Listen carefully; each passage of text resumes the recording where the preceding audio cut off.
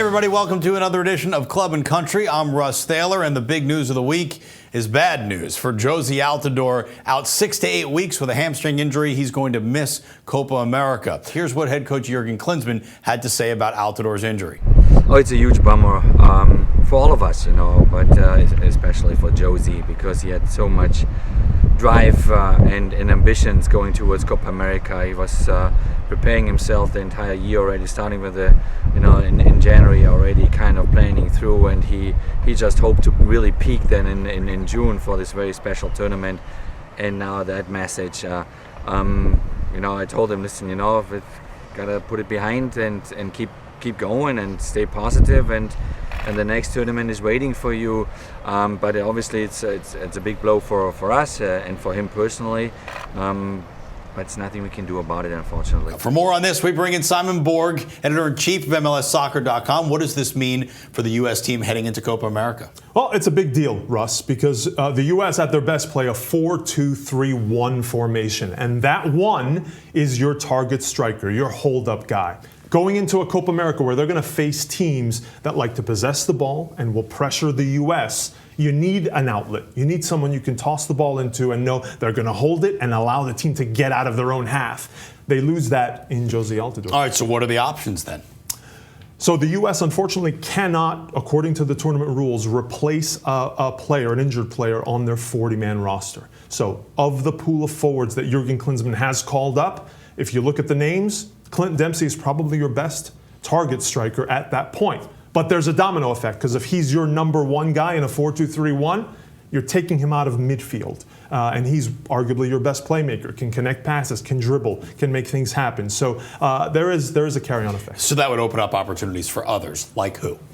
Sure. I think it opens up an opportunity maybe for a Pulisic to play in that number 10 role. I think a lot of fans are interested to see him there. I think Darlington Nagbe even can play that 10 role behind Clint Dempsey. And then you have your slashers coming in off the wings. And in my mind, that's Jordan Morris and Bobby Wood, who's had a tremendous season in Germany. Where does Jozy Zardes fit into all this? Because Jurgen Klinsmann has played Zardes a lot recently. I think Zardes can possibly fit into a 4-4-2. If they go to a formation change and they play a 4-4-2 similar to what the LA Galaxy does and similar to what Zardes has played at times, if he plays that forward and maybe he has someone to play off of, a Clint Dempsey perhaps, I think a 4-4-2, you have two options there. You can maybe reprise the Jordan Morris-Clint Dempsey combination that they have in Seattle, or you can put Zardes in there. All right, let's take a sober look at the Altidore situation, though. We're talking about a guy who has dealt with injuries and lack of form at the club level for years now. Is it time to start looking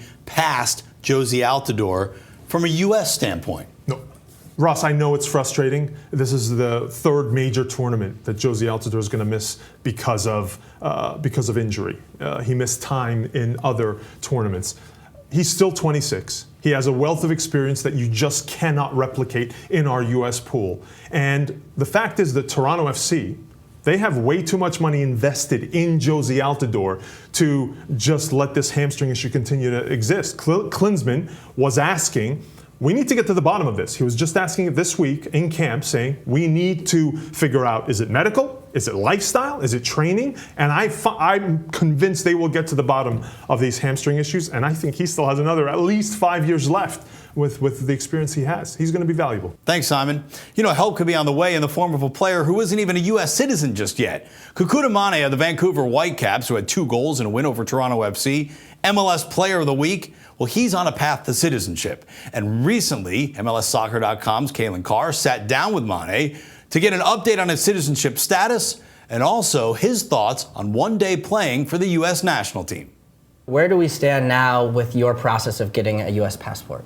I actually just finished all my days, and I'm really excited about the whole how the whole process went, and now we're finally there. Cool. So you're eligible now to apply for your passport? Yes, I am. That's great. What would it mean for you to represent the United States? It will mean a lot. I've been living here for a while now, and I consider United States as home. So it will be great to represent the country. You said your brother's just graduating from West Point, is that right? Yes, West Point. So your family obviously has a huge role serving our country. What would it mean for you to represent the United States as well? It would mean a lot. Like I said, my family, they live in Texas, and they're very proud. They really supported me throughout my career since I live with them. Remember the first time I asked mom for cleats and said, all right, let's go to the store, I'll buy you cleats. So they supported me throughout my career, and so it means a lot, to represent the country that they're from, and I'll be very proud to do that. Have you had any conversations with anybody from the U.S. Federation or Jurgen Klinsmann? I've talked to Jurgen. It's keeping close contact, text every once in a while, and then call every once in a while. And that's been kind of kept me on my toes, and telling me that they're interested, and it's really exciting to know. What does he tell you that he likes about your game, or does he give you any advice? Yeah, he'd say just think I'm a good player, and just keep doing what I'm doing. At the moment I'm on the right path, and just try to keep improving every week by week. Where do you see yourself fitting within the U.S. roster in this group, or where on the field? I don't know. I've been playing left midfield right now for my club, and I think I can I can come in hopefully play on the left side, but I can play forward as well, anywhere in the attacking third. So I think it'll be a huge plus for the team. Do you allow yourself to dream of Russia 2018 wearing the U.S. jersey? What would that mean to you? It'll mean a lot. Every soccer player wants to play for their nation, and if I get that opportunity, it will mean a world to me. I always wanted to play in the World Cup. I remember, watching the World Cups, just sitting there and just thinking, how would it feel, if I was there. I remember watching Germany and in the World Cup final, and just thinking of Argentina. I was like, damn, I want to be playing in this game, and just being in there would be very exciting, and all my dreams will come true. Cool. Well, we're all really excited for you, and best of luck. Thank you.